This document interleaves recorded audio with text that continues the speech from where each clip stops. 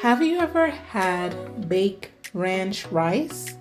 Now, if you have not, you guys just have to try this recipe. It is absolutely delicious and ridiculously easy. All right, look at that rice. Beautiful.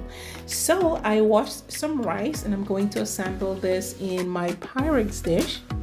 All right, in this dish, I'm going to bake the rice in. I'm going to add some chipotle peppers. If you have smoked chipotle peppers, that will be great. You can add some green onions and some bell peppers, some Hidden Valley Ranch, and I'm going to also add some Chipotle Ranch and mix this together. Not to worry, everything that I'm using here will be in the description box with the measurements. Then I'm going in with my seasoned chicken stock. You can use water or beef stock. If you're going to use water, adjust your seasoning. Add some butter and bake for 25 minutes in a 350 degrees oven. There I'm adding some green onions for additional flavor because I'm all about flavor, honey.